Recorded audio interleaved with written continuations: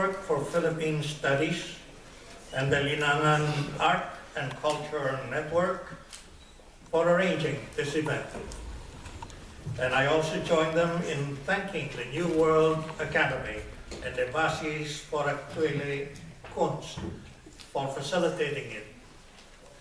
I'm elated with the coincidence with and relevance of the book launch to two major events.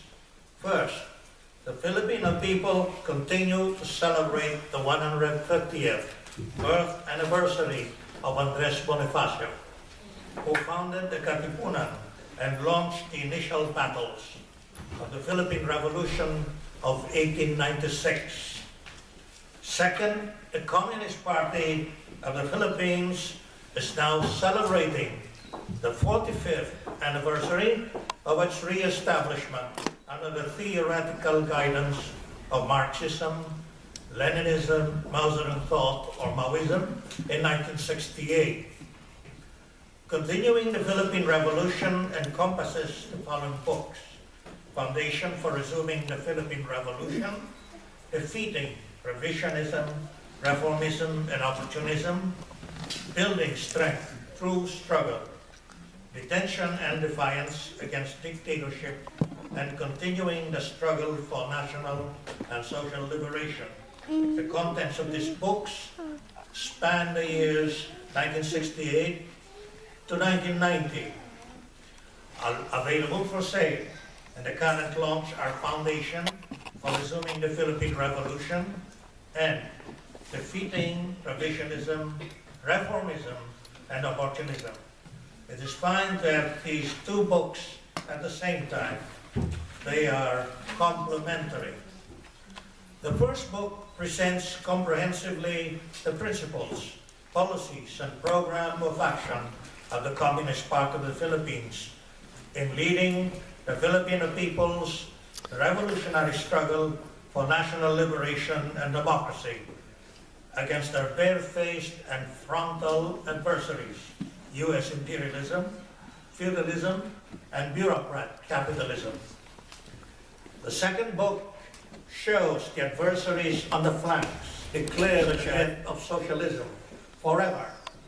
Francis Fukuyama became an ideological shooting star by proclaiming that the end of history is capitalism and liberal democracy. The U.S. was overbrimming with arrogance as it became the sole superpower and pushed further its ideological, political, economic, military, and cultural offensives. The anticipated so-called peace dividends from the end of the Cold War became a license and big financial allowance for the U.S. to instigate wars of aggression, one after the other. In the Philippines, the political and ideological agents of U.S. imperialism and the local reactionary classes were beside themselves with glee and boasted that the CPP, NPA, NDF, and the revolutionary mass movement would wither away for lack of external support because of the integration of China and Russia into the world capitalist system. Conveniently, they obscured the fact that the CPP was re-established from the revolutionary tradition of the Filipino people, starting fully from the anti-colonial and democratic revolution of the Katipunan and Andres Bonifacio, and adopted a program of people's democratic revolution based on the needs and demands of the Filipino people against the semi-colonial and semi-feudal ruling system. The basic documents and successful revolutionary practice of the CPP proved the point. U.S. imperialism and its camp followers pretended not to know that the CPP was re-established in opposition to modern revisionism centered in the Soviet Union, in opposition to the long line of opportunism of the Lava revisionist clique and the old Communist Party and the Taruk Sumulong gangster clique in the old People's Army, and in opposition to the reformism, peddled by the Jesuitic anti-communists and paid hacks of every passing regime in the Philippines, who were usually dropouts or betrayers of the National Democratic Movement. In this connection, it is important to read and study the second book, Defeating Revisionism, Reformism, and Opportunism. The CPP took seriously Mao's critique of modern revisionism, as well as his theory and practice of continuing revolution under the proletarian state through cultural revolution in order to combat revisionism, prevent capitalist restoration, and consolidate socialism. Even as it was defeated in China itself after some years of victory in the period of 1966 to 1976, the anti-revisionist struggle of Mao has a strong influence on the CPP in terms of firming up the revolutionary will and inspiring the militancy of cadres and members.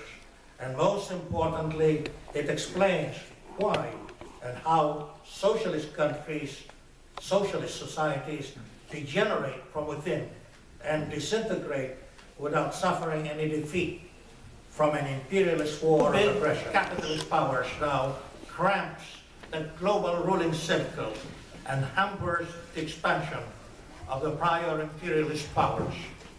The former big socialist countries acquired a high sense of national sovereignty within the framework of proletarian internationalism and developed an industrial base while they were still engaged in socialist revolution and construction.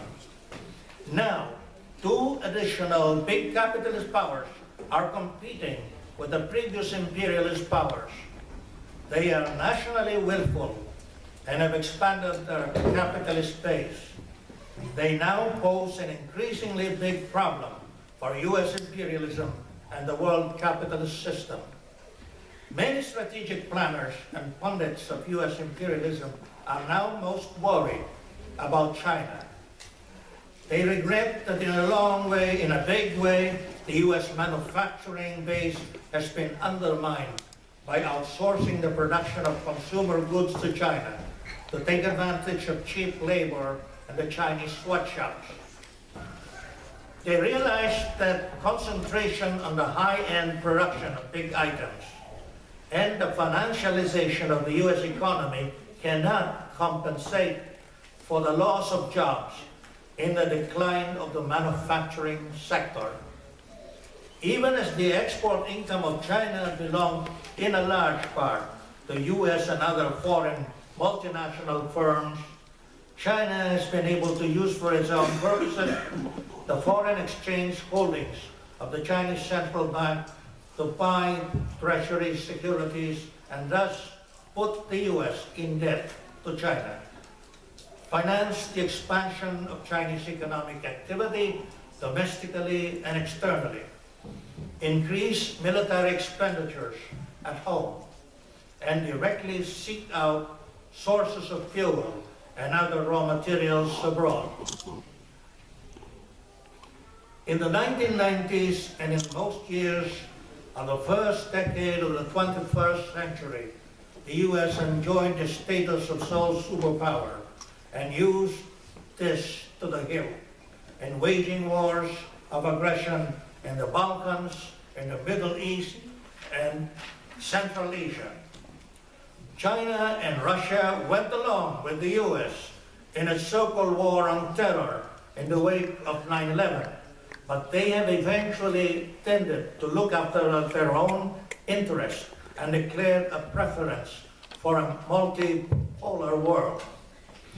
Thus, they have formed the Shanghai Cooperation Organization and the BRICS economic bloc, and they have taken positions divergent from the U.S. position in the UN Security Council and in various multilateral agencies over major economic, financial, trade, political, security, and other issues. The big capitalist powers still try to maintain their unity against the working people and the third world countries, But contradictions among the big capitalist powers are being fueled and driven by the current crisis and self-serving U.S. impositions. Even before the years of 1989 to 1991, the U.S. and other imperialist powers were already confronted with the problem of the recurrent and worsening crisis of overproduction. They thought that the problem of stagflation could be solved by the neo-colonial economic policy. This puts the blame for the crisis on rising levels of wage incomes and social spending by government and prescribes maximizing and accelerating the accumulation of both productive and financial capital in the hands of the monopoly bourgeoisie, which is misrepresented and magnified as the creator of wealth and jobs. Now we see the ever-worsening crisis of the world capitalist system. A global depression has gripped the world. The imperialists and their puppets are once more afraid of the resurgence of the anti-imperialist and socialist movements.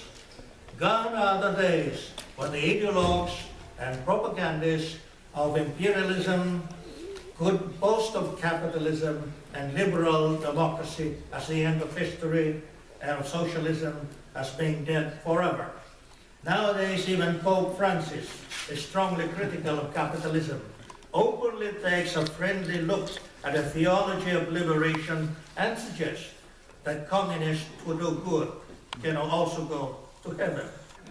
The neoliberal economic policy has brought about the worst economic and financial crisis since the Great Depression by accelerating the accumulation and concentration of capital in the hands of a few through the most vicious means of pressing down wages, the wanton liberalization of investments, trade, and finance, the most corrupt privatization of state assets, the reckless deregulation of social and environmental restrictions, and the overbearing denationalization of the economies of underdeveloped countries. Employment is rising, wage incomes are further declining, even as the cost of living are rising.